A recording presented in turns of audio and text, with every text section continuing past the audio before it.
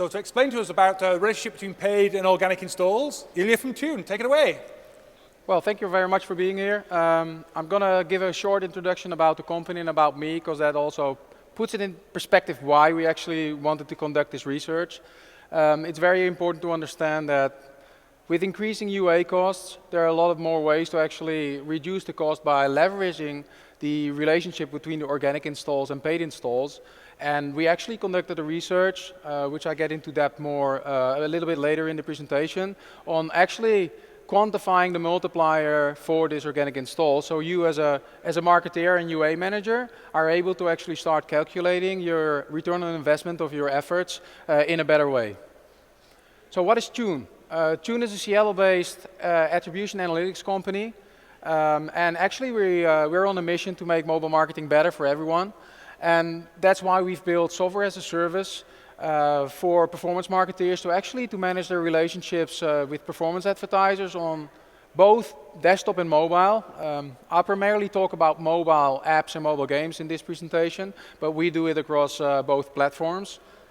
If you look at the people we work with, and I think that's pretty relevant for this research, is that we work with gaming companies on mobile, mobile-first companies, and the more traditional companies, where gaming is on the side of the mobile app tracking, which is the attribution. We work with Supercell and Kabam. Then we work with Rovio and, for example, King on the App Store optimization, which is an important part of the optimization. And then we work with companies like Supercell, Uber, Spotify, and also Starbucks. So it's a very broad range of people who actually acquire users through our channels, and then that's why it's a very powerful research we did.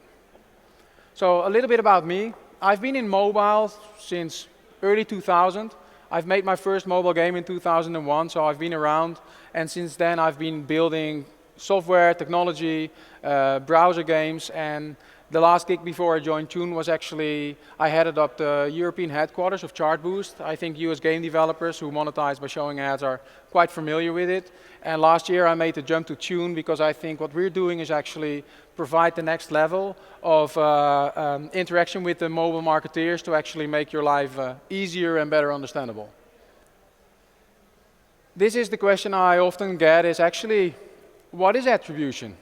It's a crucial part of understanding the life cycle of your user from first ad exposure to actually the app install. So if I try to define it, attribution is actually defining user actions like clicks and installs that lead to a desired result, which can basically be an install. And then if you have a marketeer, you want to understand what the result was of impressions and clicks that led to your install, because you want to know where you're allocating your effort and what the return is.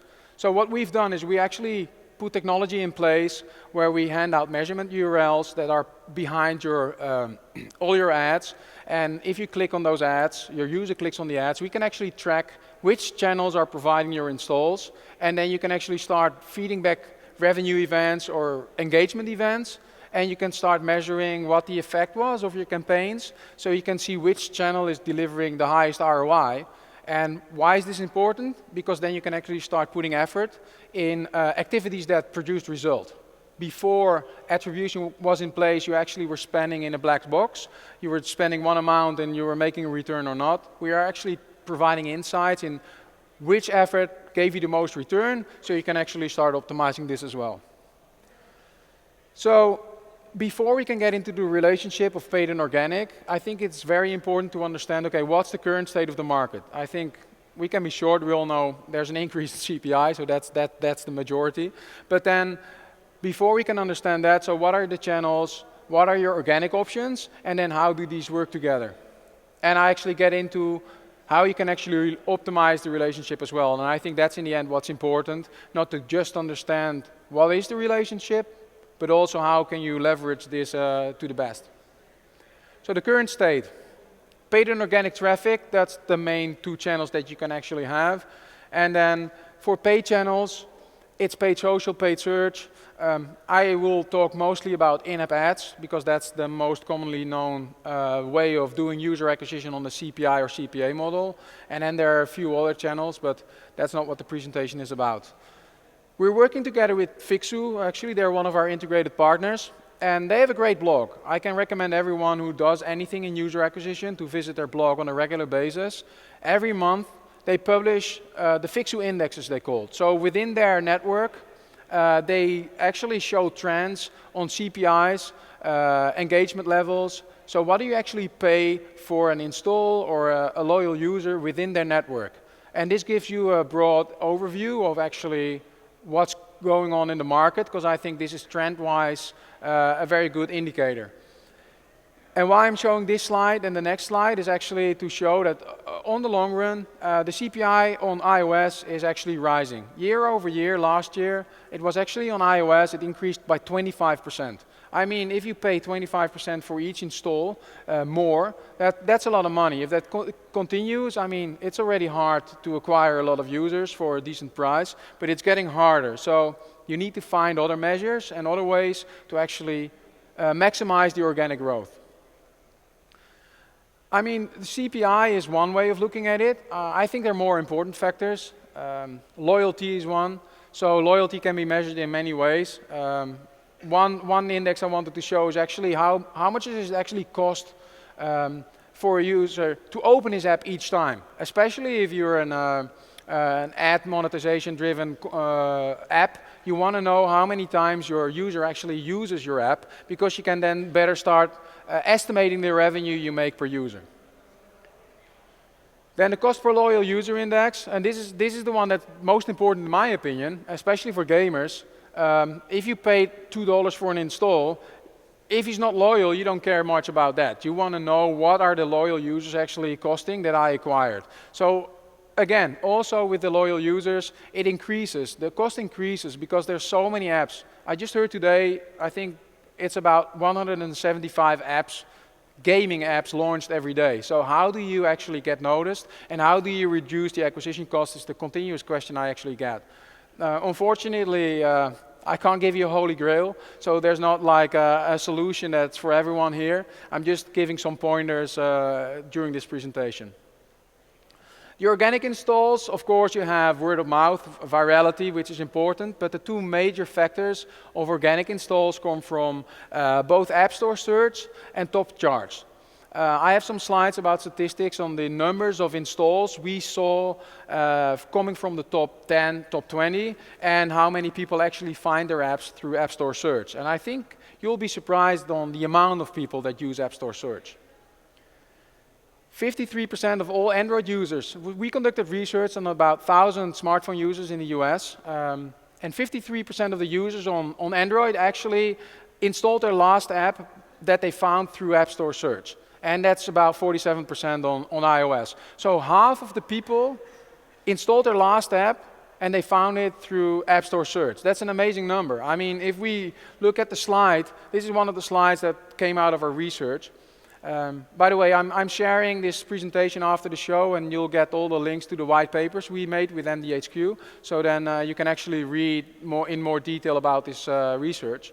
But the App Store search is actually 3 times more than the next best option, which is a recommendation from a friend. If you look at paid, it's only 3%.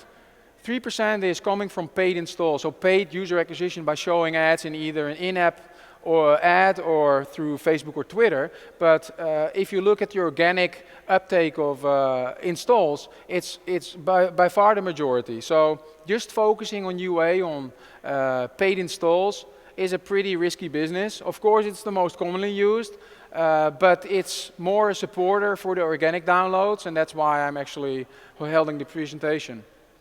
So everybody knows there is some kind of relationship between organic and paid installs, but because we work with thousands of advertisers and for a long time already, we wanted to conduct research under these advertisers and to see, okay, what is actually, can we quantify a multiplier for each paid install that actually you can expect for an organic?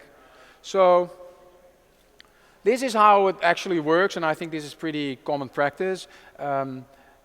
Google never released, and neither did Android, the official algorithm, but we all know that the amount of downloads and the velocity of your download influence your top rank and your search rank. So if you do paid user acquisition and you increase the amount of downloads in a short period of time, you will actually increase both the velocity and the total downloads, which will actually increase your top search ranking and your top chart ranking, and that will lead to more exposure and more organic installs. Well, that's basically how it works. But then again, we wanted to actually know if we could quantify this number. So what I said before, we did a pretty heavy research on thousands of advertisers over 245 days, which is a quite substantial amount of days. Of course, there's a lot of seasonality in user acquisition as well. CPIs rises and decrease. But we came to the conclusion that actually across all app stores, across all categories, across all devices, we saw an organic multiplier by 1.5. This is just, and we can say with 95% certainty that for every paid install within our ecosystem, we saw 1.5 organic installs. But this is across all devices, across all categories. So this is like a broad number. So this is a disclaimer. Size does matter. We work with apps that have millions and millions of downloads. So these numbers might be applicable to apps that have a few hundred downloads, but in the end it works better, and the certainty value of this multiplier goes up with the amount of downloads you're actually seeing. We call this the cheat sheet, and this is actually, we came up with this sheet based on experience. So this is actually true data. So if every install wouldn't have happened if you were doing paid acquisition, okay, that's of course the question, but this is what we see. So both on iOS and Android, we saw huge fluctuations in categories. For example, Android tools only have a multiplier of 0.3. So for each paid install, you only get 0.3 installs, so you need 3 paid installs for 1 organic install. So what does it mean if you have this data? As a user acquisition manager, I'm more able to start thinking about where do I spend my money actually? Am I going to spend high quality paid installs, which I would do if I have a very low organic multiplier, because then you can better focus on getting high quality paid installs. But for example, iOS game developers can expect a 5.4 multiplier. So for each, I don't think it goes for everyone, but within our system we saw that each paid install had 5.4 organic installs as well. And that's a huge number. So what can you then do as a user acquisition manager? You can actually decide to go for lesser quality paid installs. And you can expect for each paid install roughly 5 organic installs, which are most often much more valuable than paid installs. At least that's the impression I'm having as a previous game developer. I always had the experience that organic installs tend to be more loyal, more engaged, and more likely to pay on the long run. So can the relationship between paid and organic reduce the acquisition cost? I think yes. We definitely see that, and I said it with a 95% certainty. So our BI team did this, and we are all confident to say that it definitely works. But then the question is, how do you actually optimize this effect? Because it's not that you just, your top search comes there, your search ranking or your top ranking stays there. You need to put effort into the optimization of your app store. Top charts. I talked to you about a slide before. This is a very interesting slide. So if you're number 1 or number 10, number 1 in a top chart actually sees 8 times more installs than the top 10. If you're outside of the top 10, your visibility is, well, nearly non-existing. I mean, if I look at my own behavior, the top charts are always the main focus, and the top 10 is it's like being on page 1 with Google search. I mean, after that, it drops down dramatically. And then, the number that surprised me a lot is actually that 85% of all apps downloaded are in one of the top 10 categories. So that's a lot.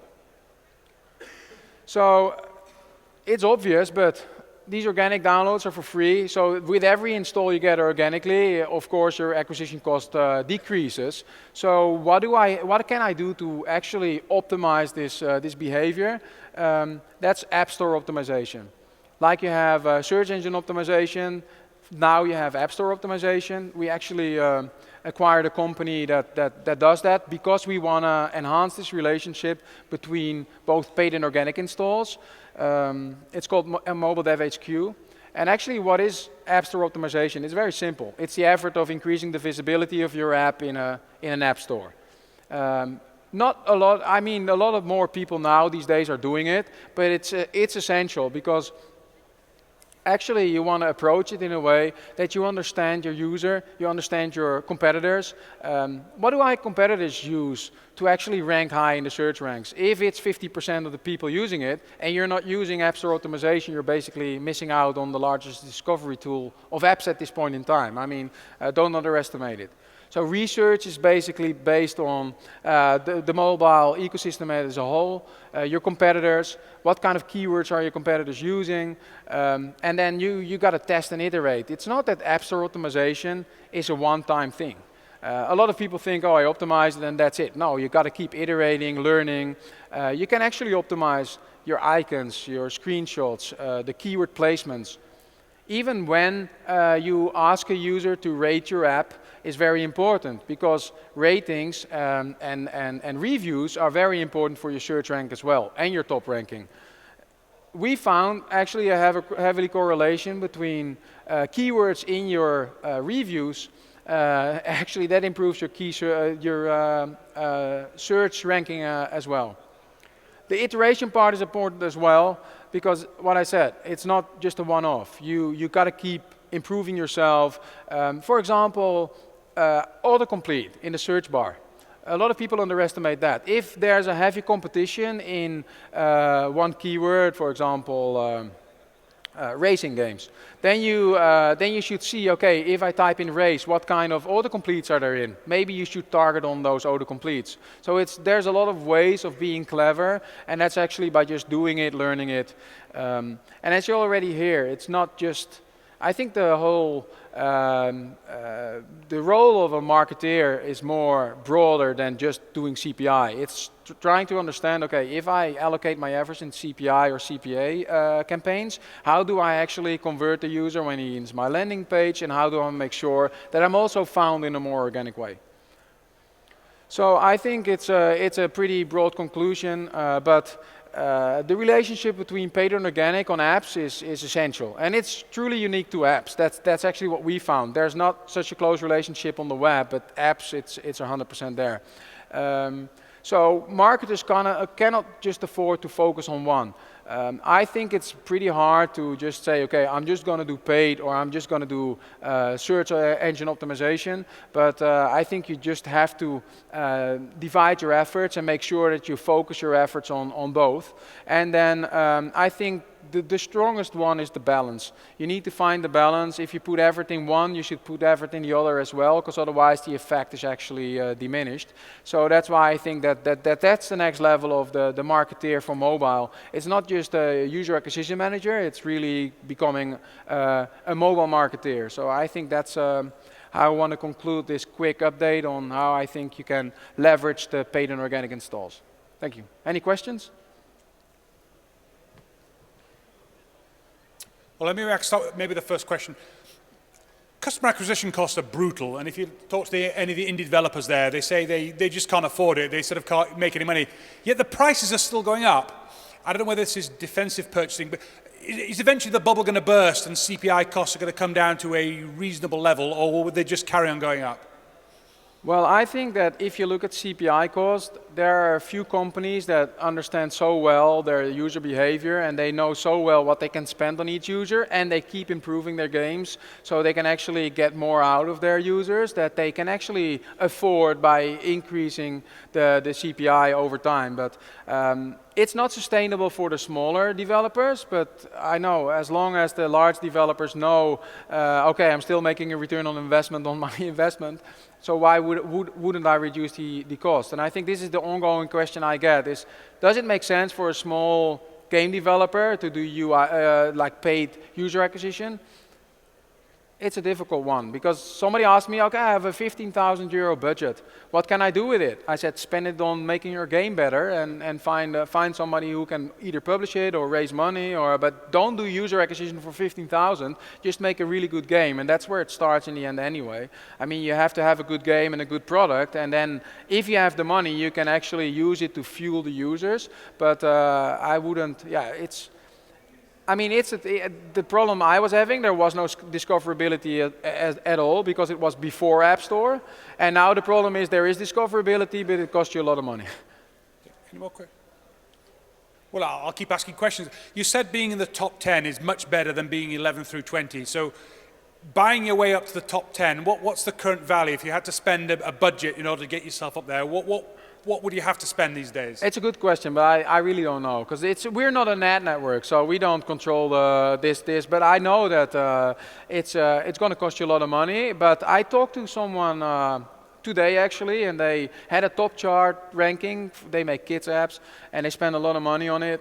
And they had for one day they had the #1 chart, and then they dropped off dramatically again. So in the end, it's about the quality and the sustainability of your app as well. If people download it and don't play it, it's no use to be in the top 10 anyway. So I think that's essential again.